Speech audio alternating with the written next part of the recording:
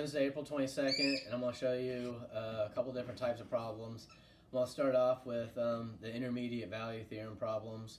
It'll say use the IVT, intermediate value theorem, to determine if this function, it'll give you some function, in this case y equals 2x squared minus x minus 5 is our function, to determine if that function has a real zero between -2 and -1. Now there's several different ways you could answer this question, but to answer it using the intermediate value theorem, what you should do is you should either graph this guy out, making an XY table manually, plotting your points and drawing it, or what I would do, since we have our machines, is I just type it in the calculator, our graphing calculator, y equals, type it in, hit graph, and then look at your table. And when you look at the table, of course, we definitely need to get in these x values, -2 and -1, because that's what they're asking us about. So when you type it in and graph it and look at the table, some points that are on this parabola are -3, 16, -2, 5, -1, -2, and 0, -5. Now, they're asking us about, is there a real zero between -2 and -1? Meaning, a real zero, is it crossing the x-axis? Because if it's crossing the x-axis, anything on the x-axis is a real number, and that's what they're asking about. So is it, crossing the x-axis between x being -2 and x being -1?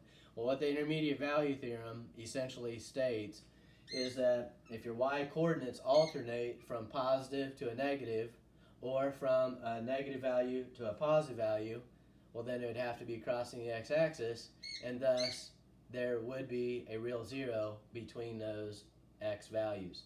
So are the y coordinates alternating from positive to negative, or from negative to positive in this case? Yes, they are. So yes, this function does have a real zero between -2 and -1. In other words, it's crossing the x-axis between -2 and -1. If you look at the graph of it,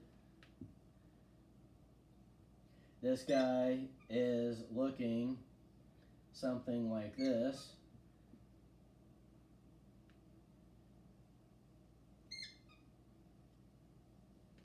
And this parabola is crossing the x-axis between -2 and -1. So in other words, there's a real zero right there. And we know that from the intermediate value theorem because our y coordinates alternate signs. If your y coordinates do not alternate signs, then our answer, of course, would be no. There is not a real zero between those.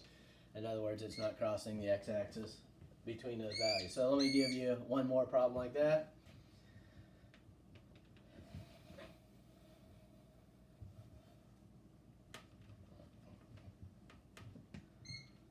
So use the intermediate value theorem. The intermediate value theorem is a famous theorem out there, especially in college algebra, to determine, if possible, if this function, let's say our function is 3x squared minus 2x minus 11, has a real zero between -3 and -2. Well, once again, what I tell you to do is I'd personally grab the calculator, graphing calculator, y equals, clear your other function out, go y equals 3x squared minus 2x minus 11, hit graph, and then look at the table, and it's asking, is there a real zero between -3 and -2? So when we look at our table, I'm going to write down some points here. -4, 45, -3, 22 is a point. There's another point at -2, 5, and there is another point at -1, -6. Okay, so those are some points but since they're asking about -3 and -2, of course, we have to have those points written down because that's what they're asking about. So is there a real zero between -3 and -2? Well, do the y coordinates alternate signs? We got positive 22 and then a positive 5.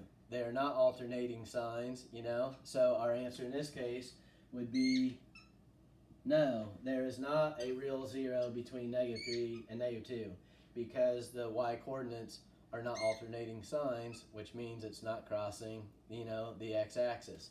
Now, if I would have asked you, is there a real 0 between -2 and -1, the y-coordinates do alternate signs, and then our answer would be yes, because our y-coordinates are going from positive to a negative, which means it has to be crossing the x-axis. But with the question that they asked us about, our y-coordinates did not alternate signs, so no, there is not a real 0 between -3 and -2. And then the other problem I was wanting to, hopefully that explains the intermediate value theorem. By the way, before I leave that problem, if we were to look at the graph of it real quick, that parabola is looking something like this. Of course, that goes all the way down to, this point would be 0, -11. But it is crossing the x-axis between -2 and -1, but it's not crossing the x-axis between -3 and -2. So, the graph of that backs up our answer. But, so that's that.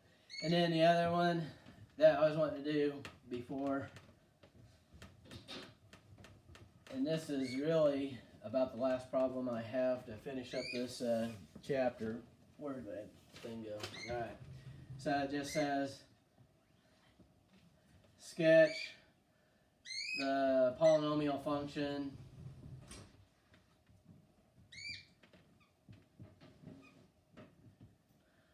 and it'll give you some function like, negative x cubed minus 2x squared.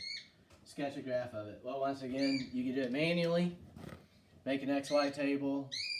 Put in some points for x, figure out what your y coordinates would be, or you do what I'm going to do and just type it in on a calculator. Y equals negative x, raise it to the third, and make, when you type that in, the negative here, you actually have to hit the negative, not the minus sign, hit your variable x, and then, higher exponents other than a 2, you got to hit your power button, which is right above the divide by, raise it to the third, minus, actually hit the minus sign there, 2x, and then I just hit the x squared button to take care of an exponent of a 2, or you could go caret top 2 there, and that would also handle, your exponent of a 2, of course.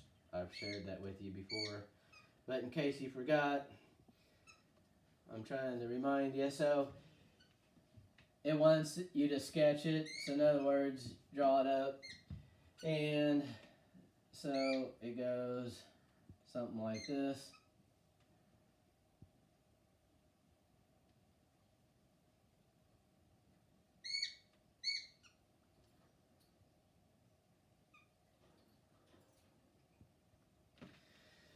And, cubic functions is a cubic function because it's degree 3, highest exponent 3. Degree 3 are always some sort of vertical snake, so the graph of this makes sense. And, you have to know how to do that. So that's what I got right now for this lesson. Have a great camel day, and it's another beautiful day. So get outside and enjoy it for a few hours.